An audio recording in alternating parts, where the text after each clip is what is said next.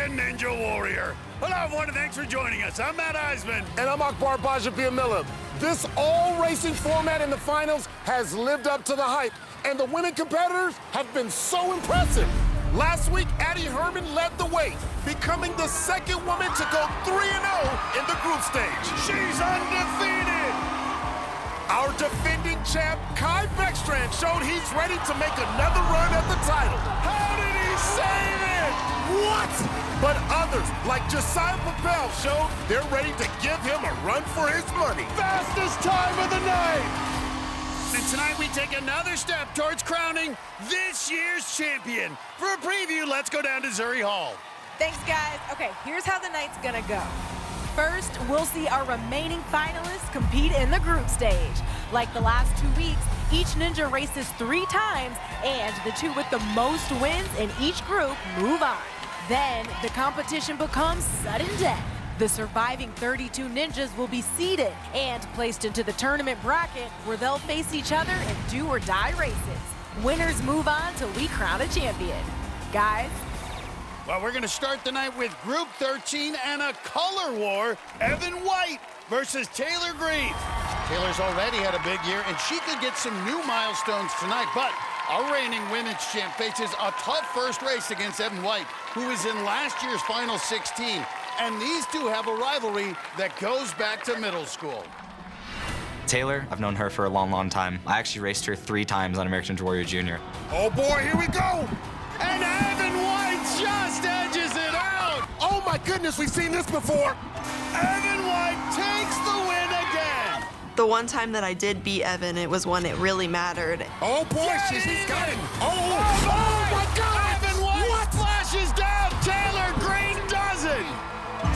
Thankfully, I won, and he got knocked out. Taylor Green's moving on! She was one of the top athletes on Ninja Junior, and now she continues to be one of the top athletes on the big show. Evan has already told me that he's looking for redemption and revenge, but, you know, he also beat me, and I want to tie up the score 2-2. Besides their rivalry, there could be a bonus if Taylor can pull out a win. She's currently in second place behind Jessie Flex Lebrecht for all-time buzzers among women competitors. And she's done it in just 4 seasons. She'll tie the record if she gets a win and finishes the course in this race. Evan's the higher seed and favored to win, but she is always a threat. So if Evan makes a mistake, that door can be slammed shut by Taylor Green. This course is not very forgiving if you have mental errors. Especially don't want to make a mistake early on here on catch and release. You got to slam the pipe until it catches, then swing to the next one. And I like this, Taylor. Don't try to keep up with him. Just run your strong race. This is where those big climbing forearms should help Evan White as he works his way across swinging pegboards. Evan really trying to get it locked in. And then look at Taylor Green, not messing around. Keep it up. Salmon ladder's next. Got to jump up 4 rungs. Well, Evan, I think he may be going more methodical, Akbar. Wants to stay just ahead, but avoid a mistake. Now taking on Cane Lane. Got to jump the cane down the track. Oh! He's down, which means Taylor Green can get a W by getting through this obstacle cane lane. But as we just saw with Evan White, it's easy to make a mistake on this obstacle, but she can take her time. And Taylor Green embodies what it means to run your own race. It would have been very easy for Taylor Green to look ahead and see Evan White ahead. Instead, you saw her being very, very smooth with her moves. Big transfer. Got it! And it's frustrating for Evan. He can just watch. Taylor Green gets the W. But Akbar, she's one obstacle away from getting her 10th buzzer, from tying Jessie Flex Lebrecht. This would be an historic moment. Big transfer here, Akbar. History on the line. She's a star, so hit that star. Nice! Got it! Nice! Of course she does. Taylor Green History! gets her 10th buzzer and ties Flex Lebrecht for the all-time buzzer mark for women.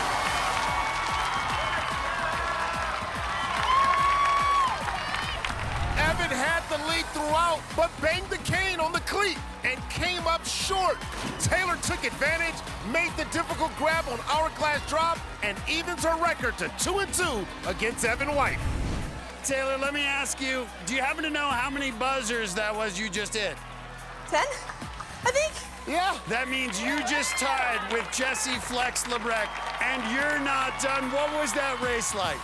I mean, my focus was just hitting another buzzer, you know. I know Evan's extremely strong, extremely fast, so I'm really glad I was able to do it. Taylor, hit it one more time and then go celebrate. Well, up next are the other two in this group, and they are very different from our first duo. Darren Perez is a 41-year-old Coast Guard recruiter from the island of Guam. He's facing Texas construction worker Weston Boswell, who's had to overcome some big hurdles to pursue his dream of being a ninja. I have severe food allergies. I'm allergic to eggs, peanuts, fish, tree nuts, legumes, soy. I actually go into anaphylaxis. My throat swells up and I can't breathe. Ninja's pretty much the only thing I can do athletically. Never go to gyms. I train in backyard. I got to actually show my true potential this year. I can definitely run out there with the best. Weston Boswell comes in with the second fastest time of the night. Darren's in the finals, coming from Guam. I'm not going to take him lightly. Like Weston, people underestimate me for sure. Most people don't even know about Guam other than the one subject in history class. But yet, both of us making it to the national finals. Weston Boswell's advancing. That is such a big win. Let's go, baby! Darren Perez like, you gonna know me. We're getting our names out there. We're getting that recognition that both of us absolutely deserve. Darren's family and friends have made the trip from Guam to support him. Weston has family on the sideline. He's had a real breakout season, comes in as the number 19 seed. Darren's a 49, but he is a six-time Ninja veteran. This course will humble the old ninjas, the young ninjas, the fast ninjas, the slow ninjas. You gotta respect this course. Well, Weston Boswell's in his second season, but we're not on just the second obstacle last year. We didn't get much of a chance to see him. Perez really smooth. He might be 22 years older, but he's efficient. Well, I think you're seeing it, Akbar. That's just it. Darren Perez is looking very efficient. Boswell's muscling his way through, but pulls ahead. And he's going to be the first on to salmon ladder. And now Boswell trying to create separation. But it's easy to make a mistake here on Cane Lane. And this is going to be very important now for Darren Perez to make sure he doesn't start putting on so much pressure on himself that he makes a mistake. He's still in it. Boswell going for the dismount. Got it. So hourglass drop. The last hurdle between Weston and the buzzer. And this is the big hurdle. That trampoline is the massive hurdle. Got it! He says ninja's the only sport he can do because of those extreme food allergies, and he's doing it well. He gets the win. Darren Perez lost the race, but gonna get some experience here on hourglass drop. Darren Perez, okay. Good confidence boost for Darren Perez. And he's able to finish the course, but falls to 0-1. Weston Boswell off to a good start at 1-0. Tonight, the national finals shift into overdrive. First, top competitors fight to keep their season alive in the group stage. Then, the competition gets even more intense in the round of 32. Only the best of the best will survive as Ninja favorites run for their lives in do-or-die races. Only the fastest will move on with a chance to be our new champion. It's all coming up on American Ninja Warrior. Welcome back to Ninja's National Finals. We're using two different courses during the group stage. And minutes ago, we switched over to course 2 and started races for Group 14, with the 3rd seed Charlie Ball taking on the 33 Colton Scooster. Ball, a New Jersey teenager, is one of this year's top rookies. Skooster is a college student at the University of Utah and had his frat brothers cheering for him. Both ninjas can go fast, and Skooster tried to get an edge by taking the shortcut. Well, Matt, you do know the shortcut can save time, but it requires a big move. The gamble didn't pay off, and his early exit gave the win to Ball. The high schooler didn't slow down. Big move. He cruised through the course and finished in under a minute. He goes to 1-0. Then it was the start of races for Group 15, with the 5-seed Kevin Rodriguez facing Sean Ryan, a.k.a. the Papal Ninja. Ryan, the 11-time Ninja veteran, had the edge in experience, but he got hung up on the third obstacle. And the Papal Ninja is still on Beehive, Matt. That was all Rodriguez needed as he surged ahead. The Rhode Island native has been on a roll this season with the fastest time in his qualifying night. You gotta locate it, get up, just like that. And he delivered another strong performance. He's now 1-0. Sean Ryan did finish the course, but was too late. He falls to 0-1. Now it's the other two ninjas in Group 15, and you can immediately see the difference in these two. Utah's John Mack, at 6'6", is a foot taller than New Jersey's Brandon Singletary. One thing they do have in common, they both recently became fathers. Their baby boys are sleeping at home, but John's wife and mom are on his sideline. That's right, buddy, let's go! And Brandon's got his New Jersey training partners cheering for him. Brandon is definitely the underdog in this one. Of the 60 competitors, he's the 56th seed. Get this, he's the only finalist who hasn't hit a buzzer this year. And watch John Mack go with the feed 5-4. Boom! There are two ways to get through skyhooks, a faster, riskier route that requires big moves, but John Mack's taking the safer, slower route. As is Singletary. Doing the skyhook like Kareem Abdul-Jabbar. John Mack looking real tall. Well, Mack links it first and gets off onto the Beehive. And Mack, a little struggle rotating it. And that allows Singletary to gain some ground, but still a couple moves behind. And John Mack first up on the salmon ladder, but here comes Singletary. Let's see if that reach helps on Kane Lane, Akbar, but 200 pounds, that's a lot of mass. Yeah, so he's got to move quickly, and I love the strategy of getting through salmon ladder to save that grip strength. Big hops out of the reach. And you see Brandon's behind there. He took a lot of moves on salmon ladder. Well, this is it at 6'6". He'll be the biggest to attempt our hourglass drop all season. Reach out and just touch somebody. Oh! No! The giant is down! The giant is down! John Mack just couldn't reach that second board. And Brandon Singletary, the door is open for a win, but he's got to make the transfer. Hasn't finished the course all season. Here's his opportunity. Can steal a win. Whoa! So he's gonna get a win and his first buzzer of the year.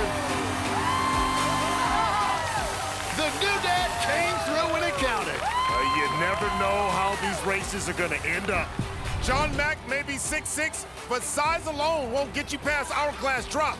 You still need to have the right technique, and he didn't. That opened the door for Brandon Singletary, who had a better bounce and held on for his first buzzer of the year.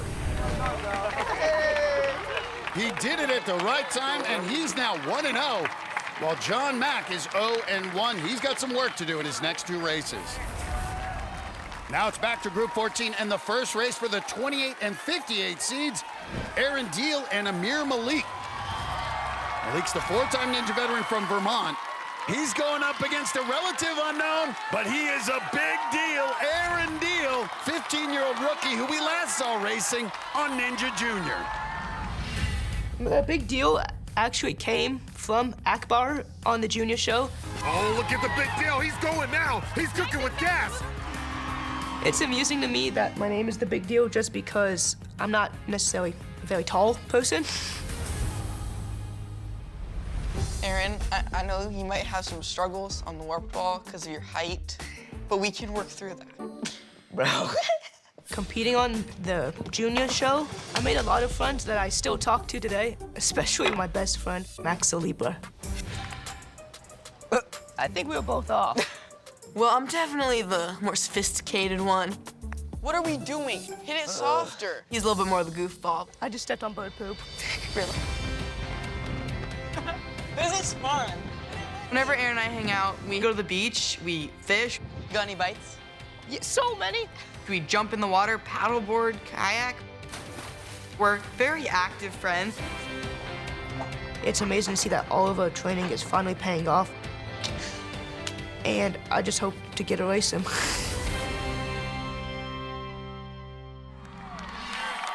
Max will be on the sidelines along with Aaron's family and other Florida ninjas.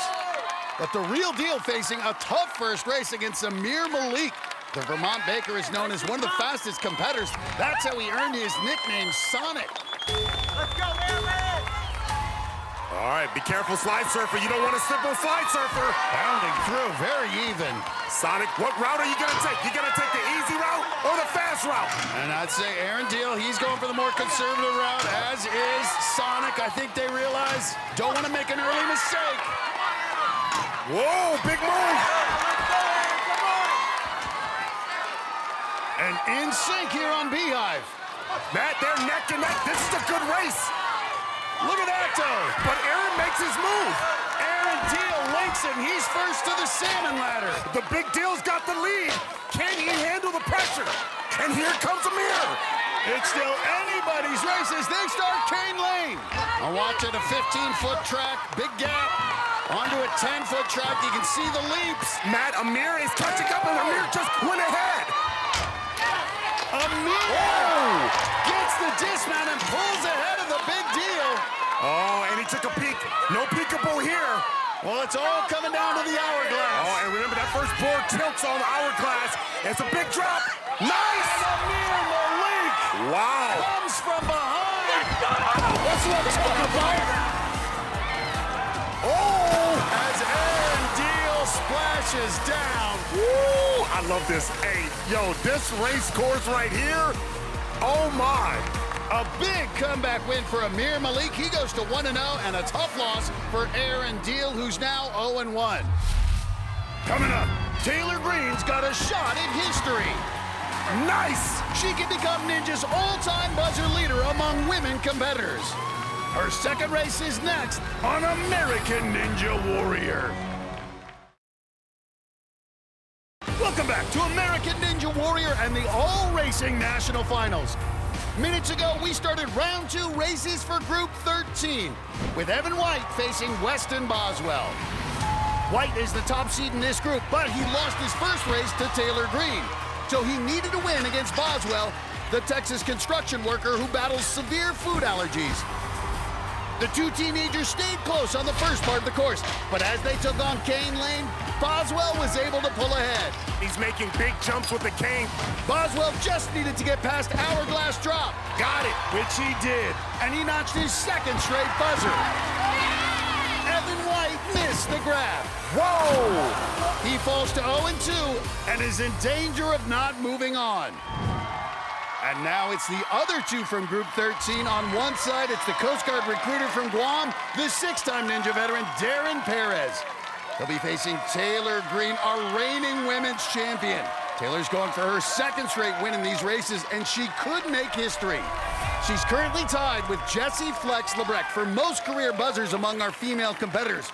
If she gets one in this race, she'll be the all-time leader. It ain't easy when you're racing. Mistakes can happen. And you got your hands full racing against Darren Perez. He lost his first race, but did finish the course. Taylor Green has been perfect this season, finished every course she's faced. Taylor Green looking to get that W, and Darren is out in front. Darren Perez a half step ahead. We see Taylor Green, though, just so methodical, and Darren really pushing the pace. And she stays calm even when she's behind. I think that's a great talent, like she runs her race. Well, Darren Perez knows in the event of a tiebreaker, it's not head-to-head, it's your fastest time, and Darren wants to beat his time of 1:54 in his first round. The thing about Taylor Green, Matt, even though she's behind right now and Darren's out in front, she's got strength endurance and she's got focus endurance. Sometimes it's easy to lose your focus when you feel like you're behind and you start rushing and losing that focus and that precision. Well, Darren just completed the salmon ladder, and now Taylor's up on it. Darren's making a big mistake waiting for Taylor Green to get into it. He's got to get going or she will smoke him. He's cooked if he doesn't. Go. Let's keep in mind, he's 41, Akbar. Yeah, he's going to be cooked. He's the oldest athlete still in this competition. This is the second time running this course tonight, Akbar. And Darren Perez progressing, and Taylor may just be saying, let him run his race. When stuff gets tough, stay calm. Taylor is so consistent. That's why she's finished so many courses. And keep in mind, she must win the race in order to be credited for a buzzer. Perez just needs one more obstacle. And he's up. A little uneven. At this point, Taylor Green can only wait and hope for a bad bounce. If he gets a bad bounce. Whoa! And he does! He buckled! His knee buckled! The door is open. Wow! Remember to lean back. She can go 2-0. She can get her 11th buzzer, and she can ensure her spot in the bracket, Akbar. This is a huge obstacle for Taylor Green. I think the crowd is on the edge of their seat. They understand what's at stake. She can put her name in the record books if she can make this grab. Mean Green. Mean Green! Yes! Yes! No surprise! And the smile's on her face! And Taylor Green makes history! The smile is on her face! She just passed Flex Lebrecht for the most buzzers for a woman in the history of American Ninja Warrior. Wow! What a moment! Taylor Green, 11 buzzers. That is history. No woman has ever hit 11 buzzers on American Ninja Warrior. It's absolutely insane. I never thought that I'd even be here competing on the course. And now that I've gotten more than the people I used to watch when I was younger, it's so surreal and insane. You just keep setting records. We love watching it. Congratulations, Taylor. Thank you. And that win benefits Taylor another way. This year, the top 4 female competitors, those who complete the most obstacles, will compete to be our women's champion. By completing the course, Taylor now has 27 obstacles. With one more race to go, she can be at the top before this night is over. Coming up, Charlie Ball's breakout rookie season has earned him a lot of new fans. But Grandma's been there from the start. I feel like she's like genuinely a part of the ninja community. I really, really am very proud of him. You'll meet her next on American Ninja Warrior. Kevin Rodriguez has been on a roll this season. He had the fastest time his qualifying night. Dang! Where did that speed come from? And another top time on the triple header. Here comes Kevin Rodriguez. K-Rod lives with 8 family members in Cranston, Rhode Island, and many of them were watching him run tonight, along with other relatives from Cambodia. Minutes ago, he kicked off round 2 for Group 15 with a race against John Mack. Both ninjas can go fast, and we expected this to be a close contest. But Rodriguez went for the shortcut on skyhooks. Wow! That high-risk maneuver really does pay off. That move propelled him to a lead he never gave up. The Rhode Island native has been perfect all season, hitting buzzers on every course he's faced. K-Rod looking for the second win. He finished with the fastest time of the night so far on this course, a little over 48 seconds. After missing the hourglass drop in his first race, John Mack got it this time. But he falls to 0-2 and is in danger of not moving on. Then it was the other 2 from Group 15 with New Jersey's Brandon Singletary taking on the Papal Ninja Sean Bryan. And the 11-time Ninja veteran also went for the shortcut. Woo! The experience showing off. After that, Singletary, a baggage handler at the Newark airport, could never catch up. And Bryan, the Catholic church worker, could cruise to a win. There's the higher calling, and then there's the higher catch. Nice. He showed off his gymnastic skills at the buzzer. Oh! And evens his record at 1-1. Singletary splashed down on hourglass drop. He's now also 1-1.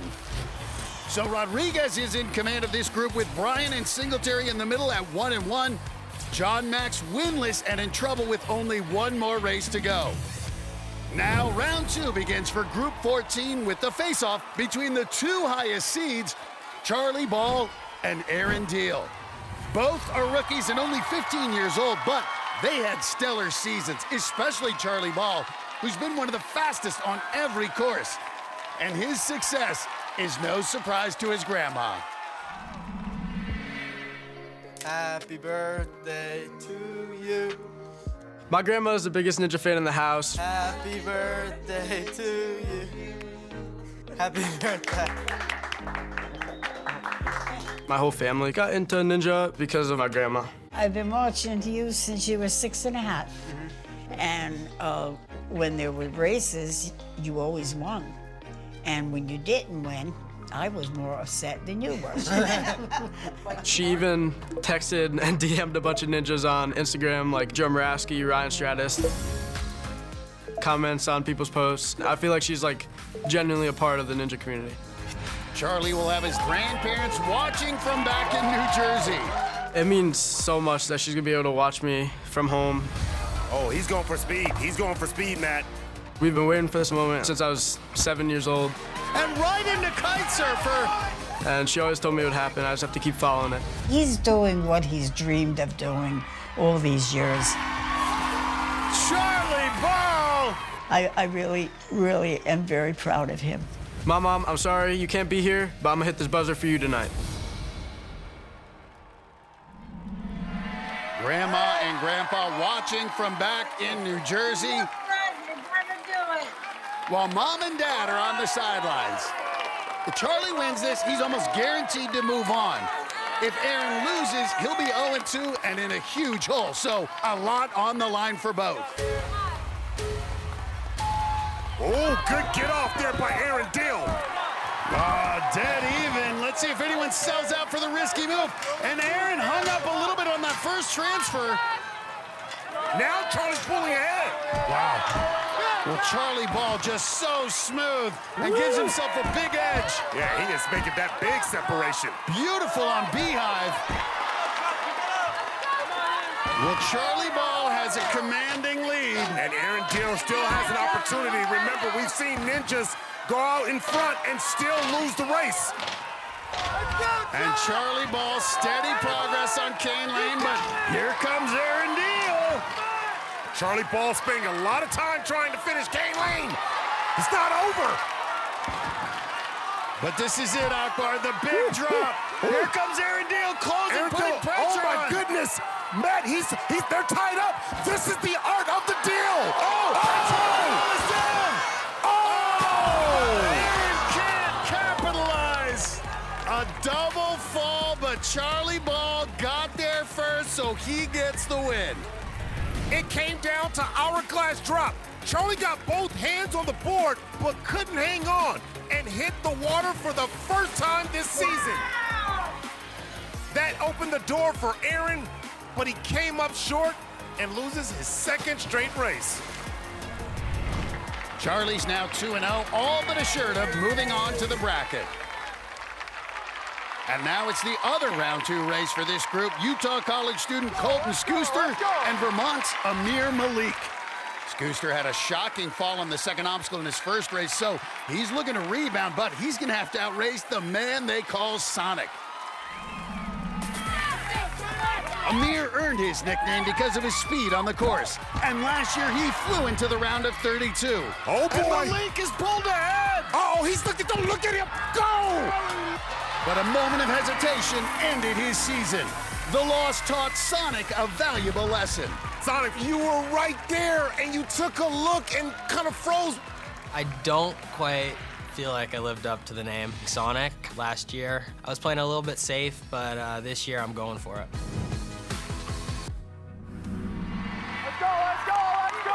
Some big differences in the body types of these two. Colton Skooster, 8 inches taller and 65 pounds heavier than Malik.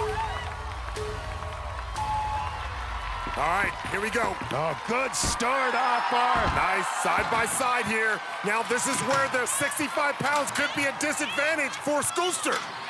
And neither one taking the risky route here on skyhooks. Big move there by Amir, nice! Malik slightly ahead on that dismount, but Scooster staying right on his tail. And you can just see they are fighting it, Akbar. Malik slightly ahead. Oh, what a race! Scooster skipping rungs. Big move there by Scooster, and then here comes Malik. So Scooster the first on cane lane. It is back and forth, Akbar. I thought the 65 pounds was going to be a disadvantage, but it seems like it's a big-time advantage for Scooster. Scooster finished cane lane first.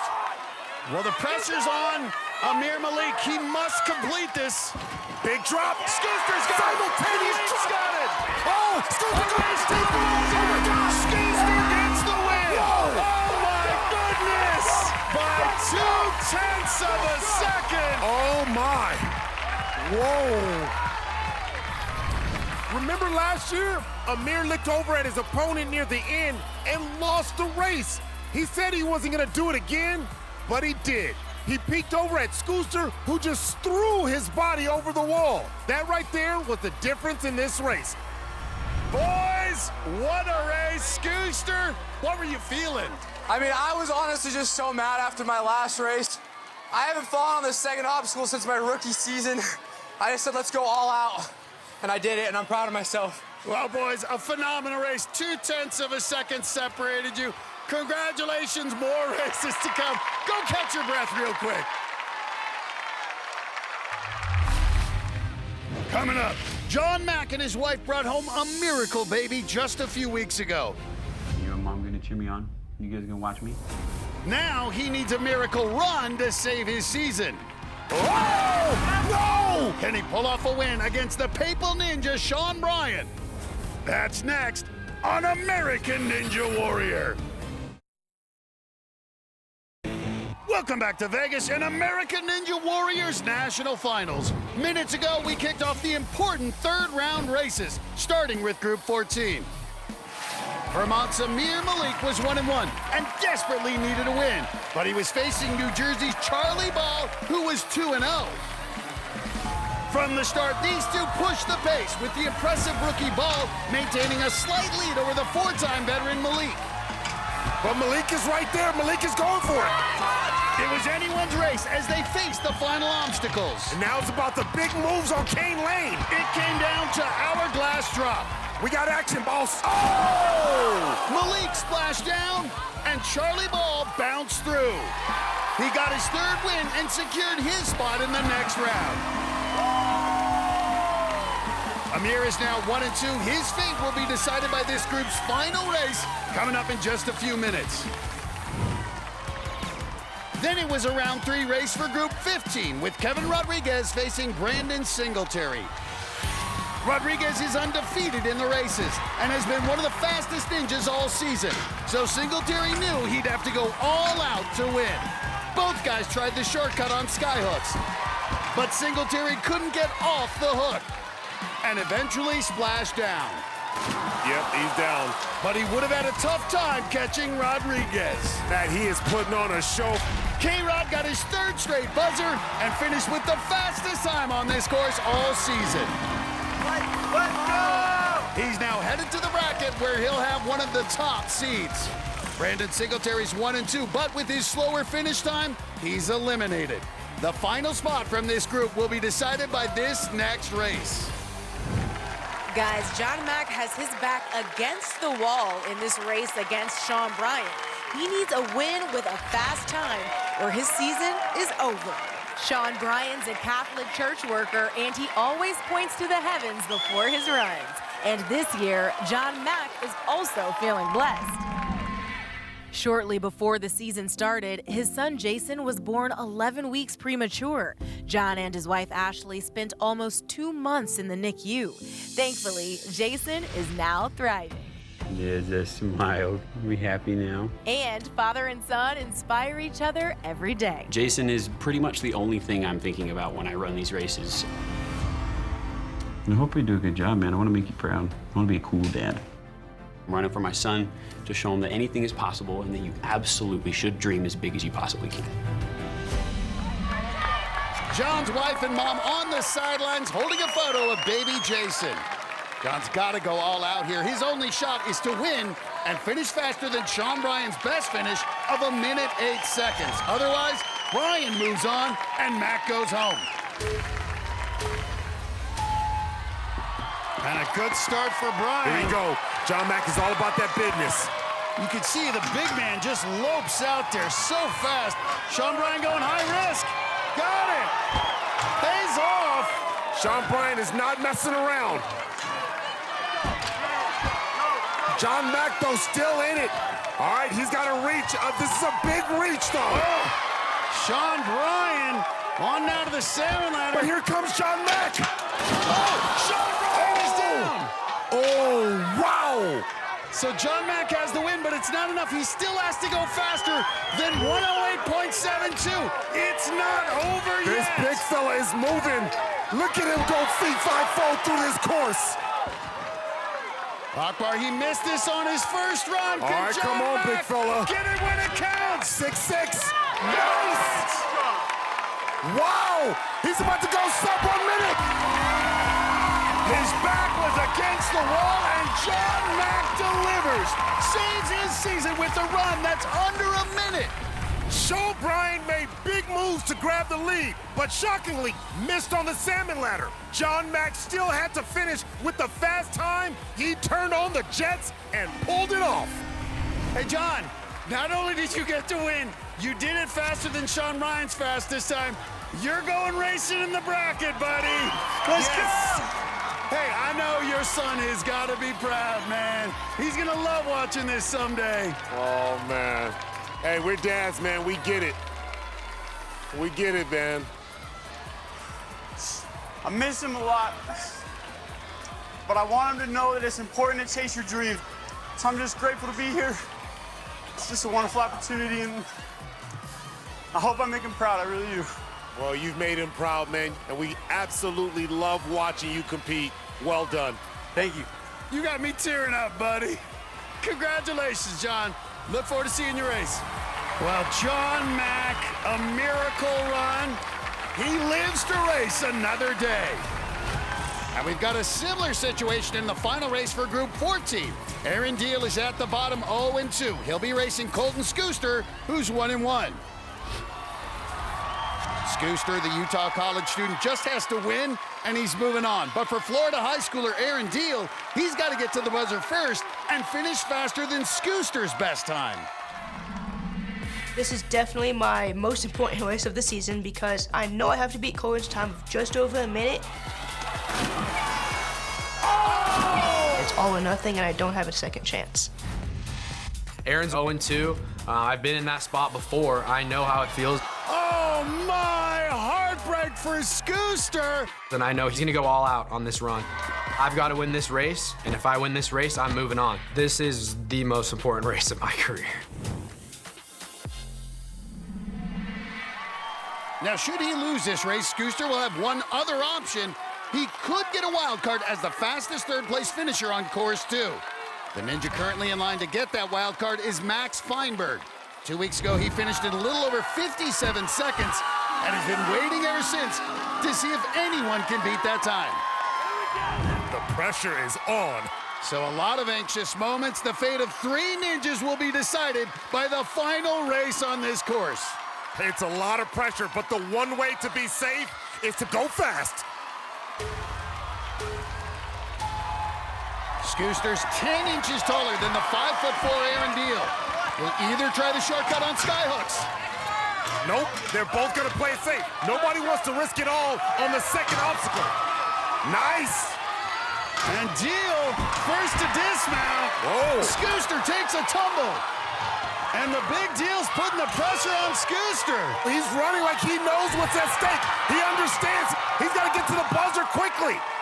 Well, Aaron Deal putting it all together on this run, but Skooster, here he comes. I have not seen this type of aggressiveness out of Aaron Deal before. And Skooster's in trouble. He may need to beat Feinberg's time. Aaron Deal, can the third time be the charm on the hourglass drop? This is it. the charm. Go for it. Oh, yes! But he needs to get faster than a minute point into, and Aaron Deal does it! And Schuster's too slow, which means Max Feinberg survives. His time holds up, and he wins the wild card for course 2. But how about 15-year-old Aaron Deal?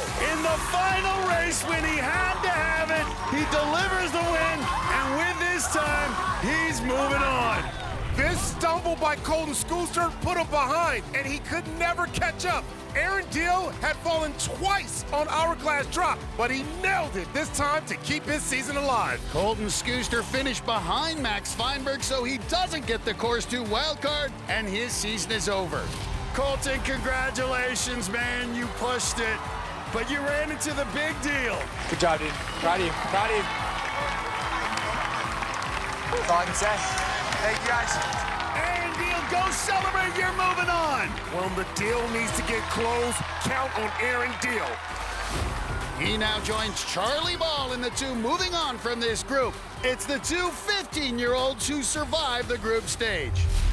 Coming up, Jackson Erdos is hoping to get the other wild card for being the fastest third-place finisher on course 1. That's what I'm talking about! His emotional run 2 weeks ago gave him a shot. He's been waiting ever since. Now he'll find out his fate when American Ninja Warrior returns. 2 weeks ago, Jackson Erdos came through with the Hail Mary run to keep his season alive. He's gotta go! He's gotta go! That put him in contention for one of the 2 wild cards as the fastest third-place finisher on course 1.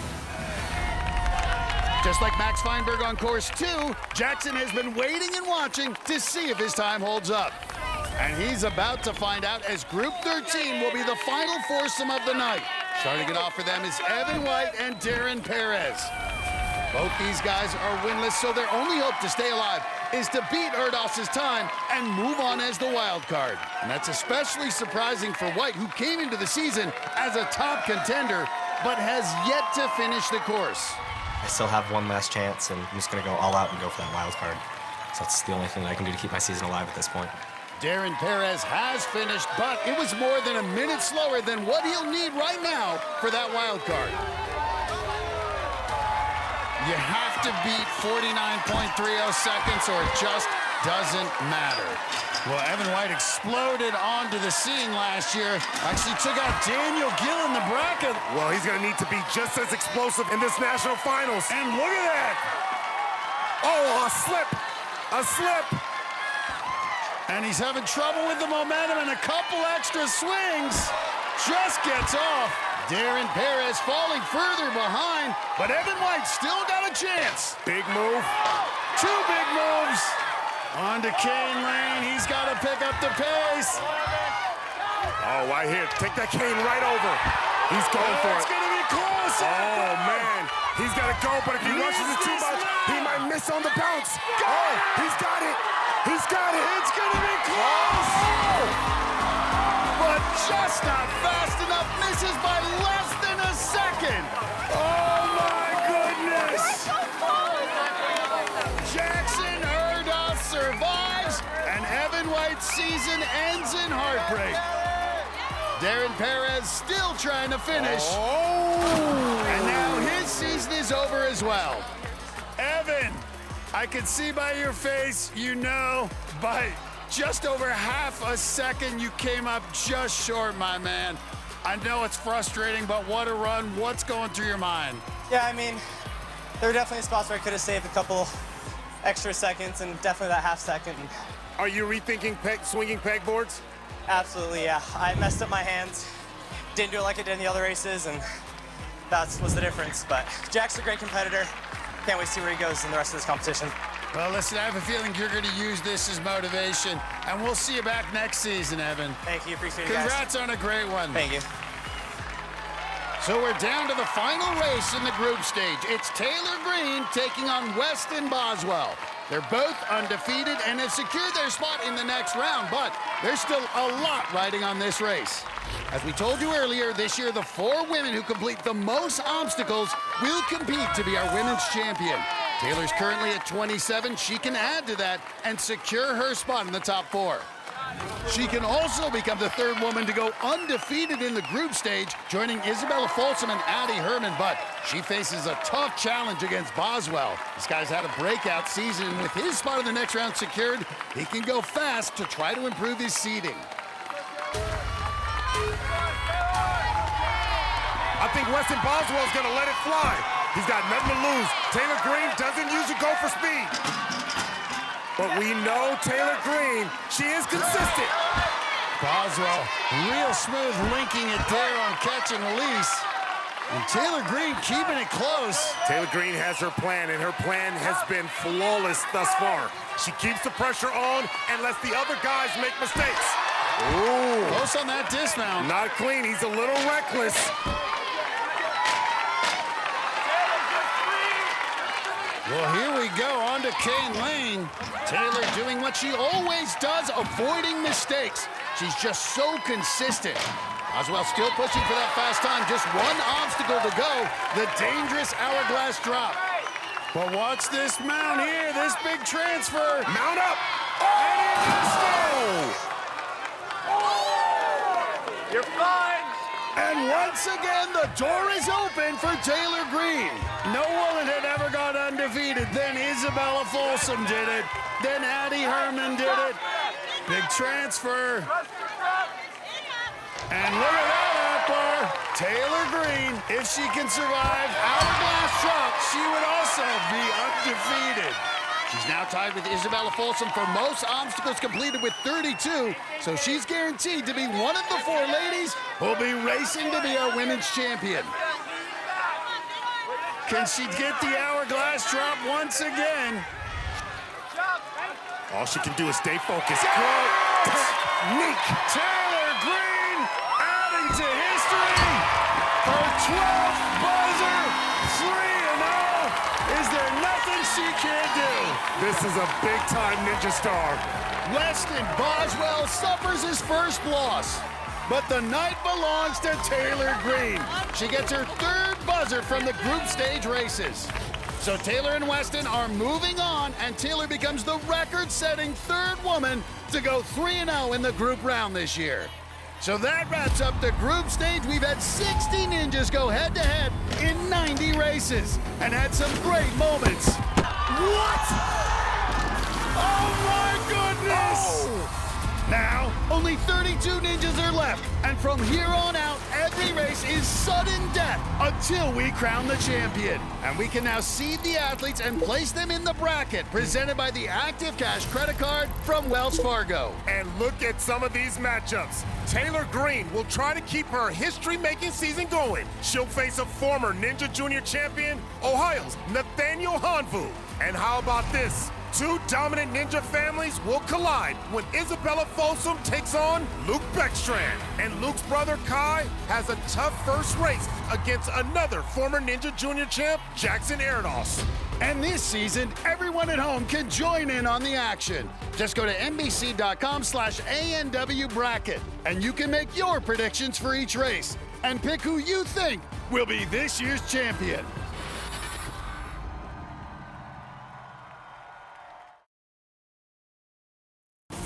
Thousands submitted an application. Hundreds ran the course. But now we're down to the final 32 athletes left in the competition.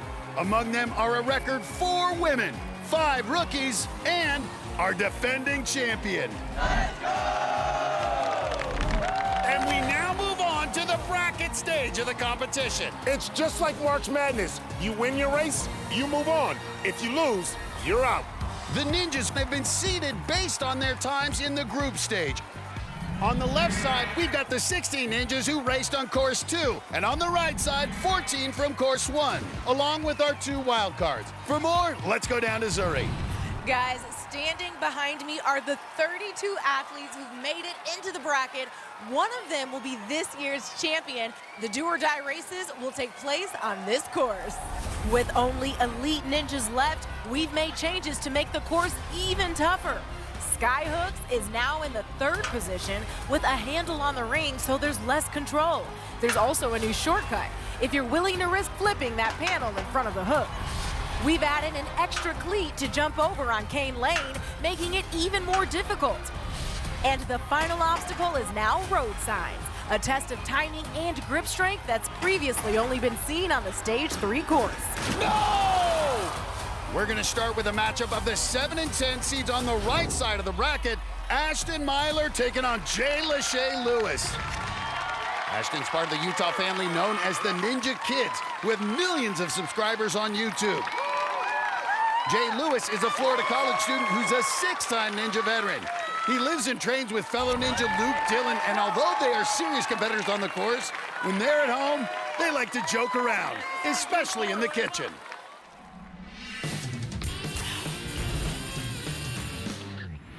Vegas is coming up, so we gotta stick to our diet plan. So here we're making our Elite Ninja Diet Pizza. Despite me and Luke living in a bachelor pad of sorts, we still try to make sure that we're conscious of what we're putting in our bodies. That looks delicious. Oh yeah. This diet pizza, it's like all stuff that kind of tastes like plastic. I don't know what is going on over on that side. Mine looks like pizza and yours looks like a continent. This isn't too bad. I honestly think I could run the course in these mitts. We really try to make it something that is not only enjoyable to eat, but also is pretty good for us. It's really not that good, but it's, better than no pizza. We're not very good at making it yet, but we're both very competitive. This one's crisp, dude. It's like an 8 out of 10 for this one. 8 out of 10? This one's a little doughy. This is like a 6.5. The first one you had was my pizza. Yours is the other one. This season, there's a lot of amazing ninjas that are gonna all be vying for that crown. Hey, slow down those reps a little bit. And who knows, maybe my diet pizza will be the one edge that I have to, be able to bring this thing home. Hopefully Jay serves up something better when his girlfriend Maggie Owen is visiting. She's watching from back in Illinois. Jay's a top contender, but Ashton Myler's actually the higher seed based on his quicker time in the group stage. He's been very fast this season. Woo! Let the bracket races begin! An explosive start by both. Well, Ashton's not backing away. And Jay just a little smoother there in catch and release. Now it's skyhooks, which is a little different. There's now a V-shaped handle on the bottom of that second ring. You have less control when you're holding on the handles and not the ring. And it just looks like Jay's being a little more efficient, ironically, with his Lachey's, controlling his momentum. That's given him about a half obstacle lead. Little Paul's big move. But Myler is relentless. Myler's not backing down whatsoever. And now they're whipping that cane back and forth. And it's even. Look at that. It's going to come down to the new final obstacle, road signs. You got to grip the poles, then flip up to grab the signs. It's easy to get a hazard here. There are 3 signs. Jay Lachey making a move to the last one. And now going for the buzzer. Oh my goodness! By the skin of his teeth. Ashton Myler hangs on and finishes just a few seconds behind. Both barely survived the dismount, but it's Jay Lachey who comes out on top. Ashton nearly got tripped up by the new cleat on Cane Lane, but closed the gap on road signs. It came down to the dismount. Jay linked his moves, hit his head on the bar, but reached the landing platform. Ashton also went for it on the dismount. He survived, but wasn't fast enough. So Ashton Myler's impressive season is over while Jay Lewis stays alive. Bro might need Luke to make him another pizza before his next race.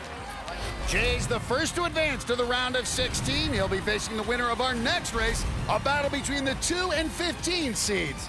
We've got Isaiah Flyboy Thomas, who was in the Final Four last season and is once again one of the favorites to win it all. He's facing Max Feinberg, who didn't even know if he'd be in the final 32 until just minutes ago. Max had to watch the final races to see if his time would hold up as the fastest third-place finisher on course 2, and it did. Now, his reward is that he has to face a number 2 seed in his first race, the Flyboy, who ended his season in last year's finals. I'm absolutely the underdog in this race. And look at Isaiah. The Flyboy is flying. I raced him last year, and he knocked me out of the water. It wasn't close. Oh no! Me beating Max last year doesn't really change how I'm gonna run. Flyboy literally flying through the course. Can't sleep on nobody, no obstacles, so I'm just gonna go out there, go as fast as possible, staying efficient, and do my thing. And a good start for Max Feinberg. I'm not okay with just making it to the bracket. I want to win the whole thing. Isaiah is just another obstacle that I'm gonna have to take down. Both these guys with family on the sideline. It's got to be so nerve-wracking to watch your kids in these sudden death races. The Flyboy has been perfect this season, nothing but buzzers. Two top ninjas, but one of their seasons is about to end. And Isaiah, a slight early edge. Man, no athlete at 6'2" on Ninja Warrior uses their body better than Isaiah Thomas, but he really knows and understands how to use that length. But taking some extra time on skyhooks to adjust to these new handles. Let's go! Oh! What the? Isaiah is down, and Max Feinberg gets the win. He just bricked. Oh, a heartbreaking loss. Isaiah Thomas, who believed he had the skills to go all the way, instead out in the round of 32. Well, we told you guys the new handles are harder to control. As the Flyboy goes for the final hook, he overshoots it, and his season is over. Well, you have to give Max Feinberg a lot of credit, Akbar. Not only was he keeping close, it looked like he was starting to pull ahead there on the skyhooks. I imagine that might have factored into Isaiah's miss. Well, he's able to get some practice on these obstacles and get ready for his next race.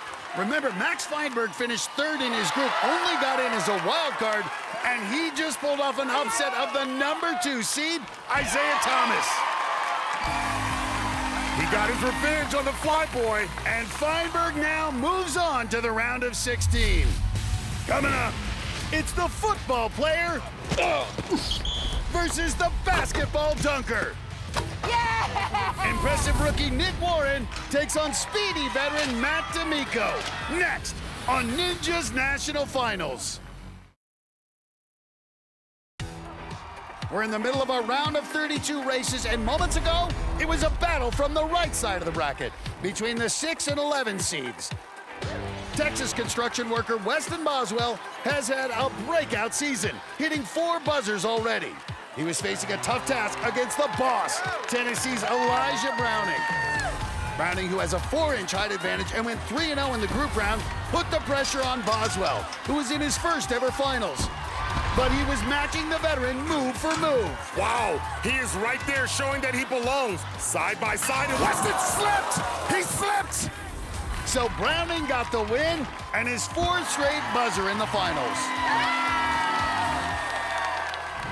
Up next is a matchup on the left side of the bracket between the 2 and 15 seeds, Josiah Papel and Donovan Matoyer. Donovan's known as the classy ninja, always the best-dressed athlete on the course. The ninja veteran from the Kansas City area in his 6th national finals. But he's facing one of the top contenders, New Jersey's Josiah Papel, who was in the round of 32 last year and doesn't want to make the same mistake he made then. Last season, I went out in the round of 32 on the 2nd obstacle. Oh! Josiah's down! What? Wow. This time, I'm racing Donovan, who I just raced in my group stage. And look at Matoyer! Oh! Matoyer's down! Oh! So, I have the advantage of, I already beat him this season. Josiah has speed and height, and I think that's a perfect combination. So I'm gonna have to be a little bit faster than him on the course. Talk about looking good! I'm gonna do my best to keep it extra classy, keep the suit dry, and avoid those dry cleaning bills. Josiah's been so strong this year, had the fastest time in his qualifying, and was 2nd fastest on course 1 in the group stage. Donovan's got his work cut out for him once again, but it's his chance now to take out one of the best. He'll have to defeat a man half his age. If you look good, you play good, and if you play good, you get paid good. He's running for money now. Well, Donovan Matoyer, don't be fooled by the outfit. He is smooth, and he can launch. Let's see what he does here on skyhooks. Both going for the safer move. And you see Josiah pulling away right now. Just a little more efficient. And Matoyer now is going to have to sell out. That's right. He can make it up, and he's lighter. He should be able to scream up there. 2 rungs for Matoyer. You got to work the cane now. Propel a good transfer. Wow. Great dismount. Here we go. And now you saw Josiah just look over. Josiah might put a little bit more pressure on him, but Donovan's got to push it. Donovan about a half move behind. Josiah, one more swing. And Propel does it again.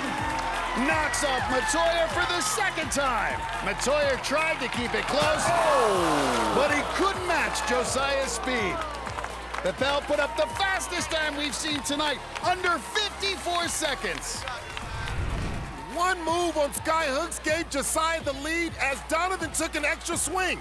Josiah kept that lead till the end, but on road signs, he took a peek over and saw Donovan closing. So he found another gear and closed it out. So Donovan's season comes to an end while Propel is looking like one to watch. He's been dominant, and now he moves on to the round of 16. And he'll face the winner of our next matchup with veteran Matt D'Amico facing rookie Nick Warren. These guys are riding the momentum from the group stage where both went 3-0. And their race tonight is a battle of basketball versus football. Nice! Okay, linebacker. I think Nick, with his football background, he's going to be very explosive out there on the course. Look how fast he's moving. But for me, every course is a speed course, and every race is a must-win. Matt D'Amico, that's kind of like signing up to chase down a rocket. Every course might be a speed course, but you're going to run into some speed bumps against this linebacker. Well, D'Amico's built for racing, and he's been perfect all season, finished every course he's faced. Nick Warren's been one of our most impressive rookies. He's hit 5 buzzers and has yet to hit the water. This is how you show your coach you're ready for the football season. Warren's built like a football player, weighs 180. That's 45 pounds heavier than D'Amico.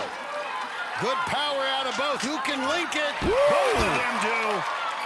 Nick Warren's so impressive for the rookie being this smooth. Nick Warren's used to producing on Friday Night Lights. Akbar, this is like it's synchronized. Monday Night Lights fits Nick Warren. My, too close to call.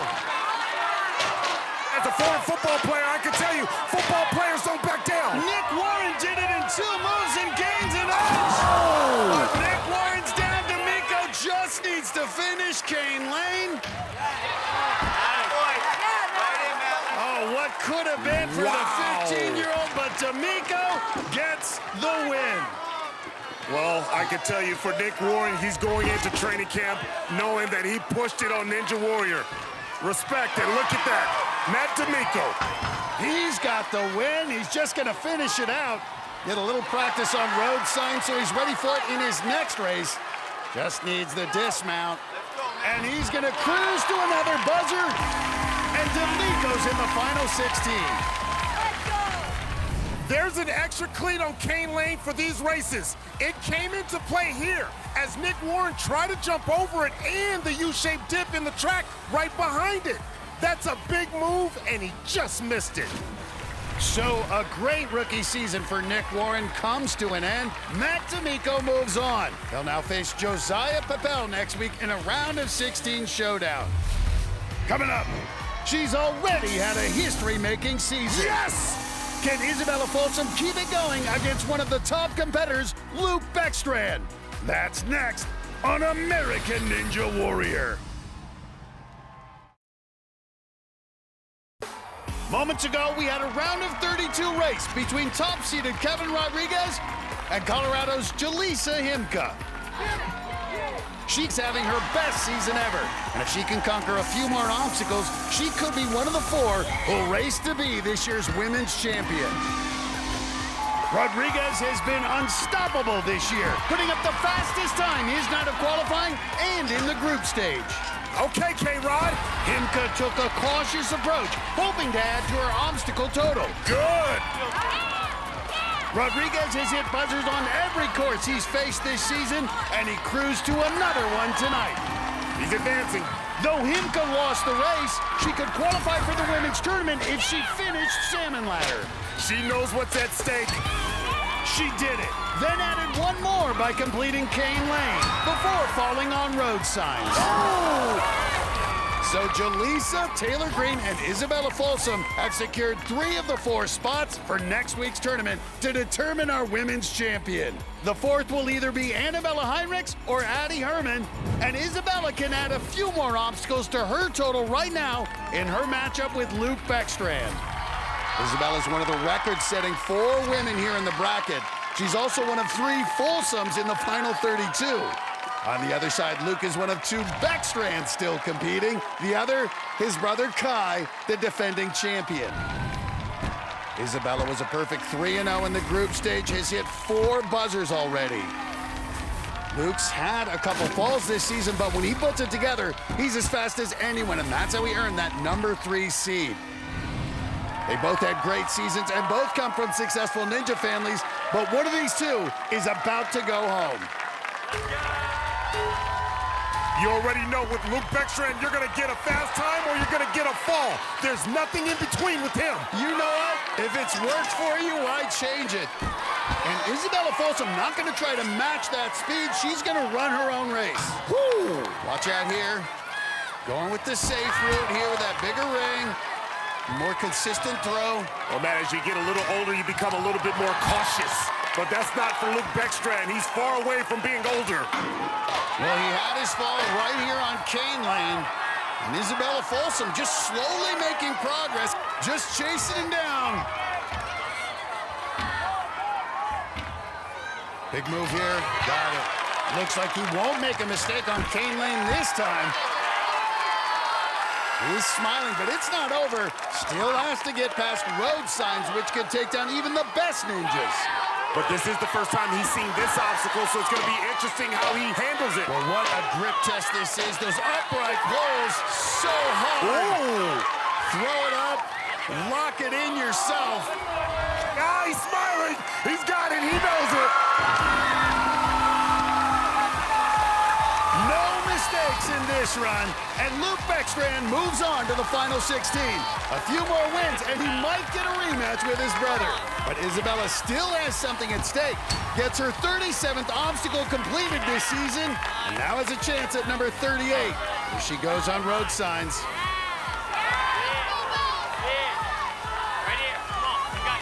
She's currently in the lead for women in total obstacles, already locked in her spot to compete to be our women's champion.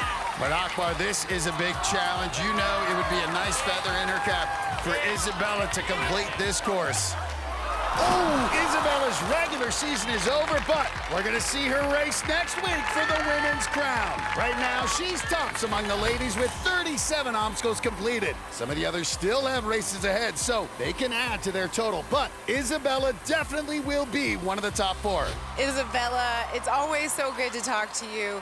Obviously, an incredible season ends here in this moment, but such an impressive run. How are you feeling about what you accomplished this season? Oh, thank you. It feels great. I'm proud of everything I was able to do. Had a pretty good season. Yeah, absolutely. Having gone as far as you did, accomplished what you did this season, and now being able to qualify to get the women's crown, how important is that for you? Oh, it's super important. I think the Women's Crown is an awesome opportunity for us to get to show all the hard work we've put in. I mean, so when we get to go head-to-head with some of the strongest women in the sport, you're going to see some cool races. I know we will, and we can't wait to watch it. Always a pleasure talking to you. Great work this season. There you go. Guys, back to you. Coming up, Daniel Gill's chasing the record for most buzzers in ninja history. That's what I'm talking about. Can he capture another one tonight while racing rookie phenom Max Celebra? They're next on American Ninja Warrior.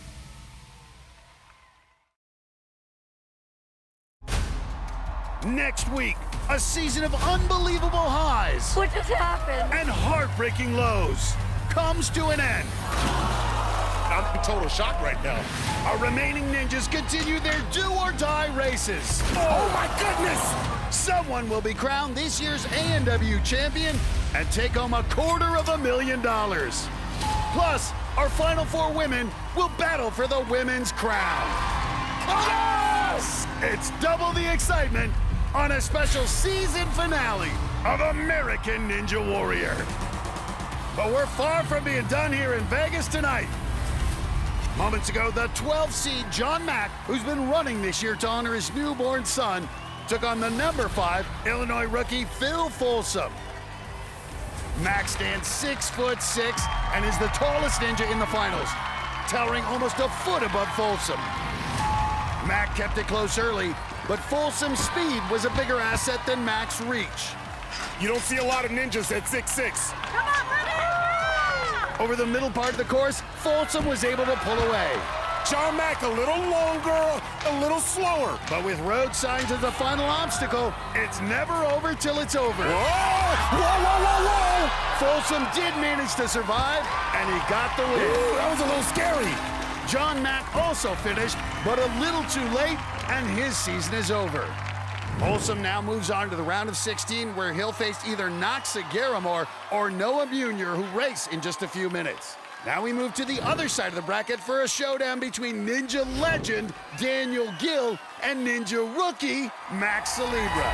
Guys, in this race, Daniel Gill could tie Joe Moravsky for most buzzers in Ninja history, but he'll have to beat former Ninja Junior champ Max Celebra to do it. Gill's currently sitting in second place with 34 buzzers across his 11 seasons. Get one more here, and he'll tie the weatherman. Gill, now a father of 2 and an elder statesman among ninjas. He's going up against the youngest finalist ever, 14-year-old Max Celebra. He's finished every course he's faced. I always looked up to Daniel Gill, especially when I was little. I remember the first time I saw him, I was so excited. I was definitely a little starstruck. And I got my picture with him, and I was just so happy. So it's insane that I have to be on the course with him. Well, let's see how he does against Daniel Gill. A good start by both. And you can see Gill knows he needs to fly, and he didn't lock in that first bar. And that one will get you right there. Catch and release. And Celebra's not gonna let up, Akbar. And you can see Daniel Gill pushing it right now. It looked like he was contemplating the high-risk move. I saw that. The high-risk maneuver would have been very risky for him. He still has a chance. And a little stumble as Max Celebra, now a full obstacle ahead. But here comes Gill. Well, we know Daniel Gill has come from behind before, but he's gonna have to make some big moves. It ain't over till it's over, though. It ain't over till it's over. Well, road signs such a challenge. Daniel Gill is done. Max Celebra's moving on. Wow. And the record-tying buzzer will have to wait till season 19. But how about Max Celebra, the youngest athlete in the competition, and he just knocked off one of the greatest of all time. What a rookie year for him. And he's going to the round of 16. Max Celebra is in complete shock. Look at that. He's like, wow. He just pulled off a big upset, and Daniel Gill is going home. Here's what happened to Daniel. He got hung up on skyhooks and fell behind. So he tried to hustle and make a big move on Kane Lane, jumping it all the way down here and came up short. Max Celebra was flawless, and he gets the win. Yo, Max, you just beat Daniel Gill, bruh. Like, what does that feel like? I mean, Daniel Gill has done so much for the sport of ninja. He is like the best ever, and it's just such an honor to race him. If I had a chance playing basketball and I beat Michael Jordan, I'm like, dang, I just beat Michael Jordan. Did you ever think that would be possible? It feels unreal. I mean, like I said, he is the best. So being able to even compete with him, it feels great. We'll be your hype man. Max, that was an amazing win. Congratulations. You've got to feel awesome about it. Daniel, I know this is not what you were hoping for, of course, Nope. Now, were you aware of the fact that had you been first to the buzzer tonight, you would have tied Moravsky for most buzzers in Ninja history? Like, Yes, I know. I'll give you one more year, Joe. One more year. Okay, just one more year. So it's safe to say we will see you next season for that record and for the championship title? Oh, most definitely. Most definitely. We love to hear that. Great season. Congratulations. Come on in here. Guys, back to you. They're two of Ninja's best. One finished second last year. Yeah! The other won it all. Are you kidding me? Now it's the first bracket races for Noah Munier and Kai Beckstrand. We'll see them both when American Ninja Warrior returns.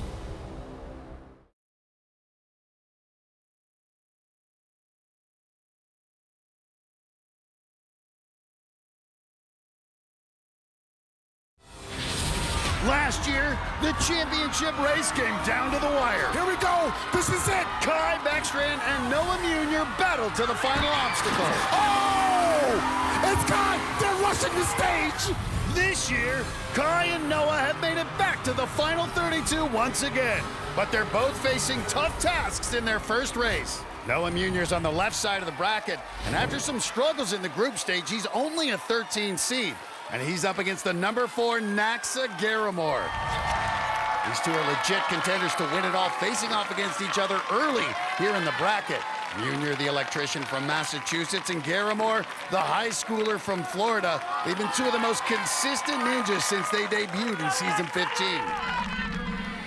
Noah and Naxa both arrived on the scene 3 years ago, reaching stage 4 in each of their first 2 seasons and staying out of the water until last year. Naxa completed an impressive 91 obstacles in a row. Woo! And real quick transitions here. Woo! Knox is just super athletic, so he goes out there and he just beasts through the obstacles. Noah, last season's runner-up, saw his streak reach 129 obstacles, smashing Caden Lebsek's previous record of 99. Noah's not falling. I gotta come in moving really fast, like there's a fire behind me, you know what I mean? Could end up just being a race to the buzzer here. Well, I can tell you right now, AI couldn't even produce a race like this. This is so good. If you want action, we got action. Hard to believe one of these two will be going home after this race. There's just so much pressure when it's sudden death. But Naxa a little smoother through catch and release. And we know when Naxa gets going, there's no stopping him. He is so smooth, so fast. And Noah needs a little extra swing to load. Woo! He missed the pressure. Last year's runner-up is out. Naxa's moving on. That was a complete shock. I don't know if Naxa knows what's happened. He's still going. Everyone's still in shock. Naxa has the win, but he's going to go ahead and get some practice on roadsides. He's putting together a strong season going into the round of 16. Naxa is on a straight mission, and you see what it says there. No stopping. All the way through. Let's go! Let's look at what happened. Noah was going for the final hook, but he didn't get the ring off cleanly. That killed the momentum of his swing, and down goes Munier. So an earlier exit than we expected for Noah Munier. His season is over. Good stuff, dude. Nice work out there. Well, Naxa's got another tough task in his next race. He'll face Phil Folsom next week. The man who eliminated Noah Munier last year is on the other side of the bracket. It's the number 1 seed, Kai Beckstrand. This is a matchup some expected to see in the championship race, but instead, we are seeing it in the round of 32. It is our defending champ, Kai Beckstrand, going up against former Ninja Junior champ, Jackson Erdos.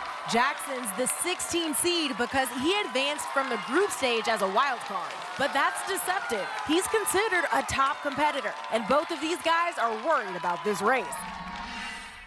Jackson Erdos is racing to save his season. Well, we know he can go fast. Just how fast can he go? The round of 32 is a single elimination competition, and in my group, it was one fall, and I would be going home on that last race. One mold. This places Jackson Erdos under tremendous amount of pressure. I guess I'm kind of used to this whole single elimination thing. Can he get the dismount? It's He's gonna be gotta go. close. He's gotta go. Oh my gosh. Oh my gosh. It felt like a dream come true and that I was just able to move on to that next race. Now, we have Kai Beckstrand, one of the best in the world. He's definitely gonna be the toughest competition I've ever had. Kai Beckstrand! He's your season 17 champion! Jackson, I definitely expected to be seen later on in the competition. You crushed it! Seeing him in the first round's a little bit intimidating. I'm more nervous about this race than any other in my entire ninja career. All season long, Kai Beckstrand has had a mark on his back. He understands everyone is coming for him. For Jackson Erdos, he's got to bring more than his A game. He's got to bring the entire alphabet. The pressure is real on this one. Go! And an explosive start for both, Akbar. Jackson is not letting up. Who's gonna take the big move? Okay, neck and neck. Dead even. Jackson's gonna try the shortcut. And Jackson going for the big underhand move. He knew that he needed to take that move, but Beckstrand is right there. Beckstrand linked his dismount, and that closed the gap. And it's just about even. Look at Kai Beckstrand. Kai over there work. Oh, that was the separator. And look at that. Jackson's got to hurry up, and he's got to beat it like Michael Jackson. Let's go. He's got to sell out. The road sign's got to say go. Oh, boy. And Kai! Oh! Erdos down! Kai delivers! The race delivered! Wow. I've never seen Kai Beckstrand bend over after a race. Jackson Erdos really pushed him. Jackson knew he had to take chances, so he went for the risky shortcut, flipped up the panel, and landed it. That gave him a lead, but Kai made some big moves on Kane Lane to surge ahead. He made the final grab on road signs, but Jackson couldn't. Kai, what an incredible battle. Oh yeah, dude, I knew he was gonna push it. You literally got down on your knees because you had to catch your breath. I've never seen that out of you, man. A little bit out of breath, a little bit just overwhelmed with this whole scenario, with being that top seed, having to go against an absolute dog like Jackson, you know, I couldn't let up at all. Kai, we were calling it a heavyweight matchup, and it delivered. We got to give credit to Jackson Erdos. Oh, dude. I got a lot of respect for you, man, especially when I saw you on Sky Hooked. You took the harder route. Why? Was that your plan? I knew that I had to do absolutely everything in my power to just even get close to beating him. So I knew that that move was something I had to go for. That last one, I knew I had to go for it also, but you know, we fall sometimes, and that's all right. He's going against the GOAT over here, so hopefully he can take it home back-to-back so that I can lose to the champ. Hey, I like that. Kai, hit that buzzer one more time. You're moving on. Two former Ninja Junior champs giving us an incredible run, and so much respect between these two. Go win. Kai will be facing another Ninja Junior champ, Max Celebra, in his next race. That's it for tonight. Next week, it's the season finale, where we'll crown this year's champion. I can't wait to see who's going to win it. Akbar, Gbajabiamila, and Zuri Hall, I'm Iseman. We'll see you next time on American Ninja Warrior.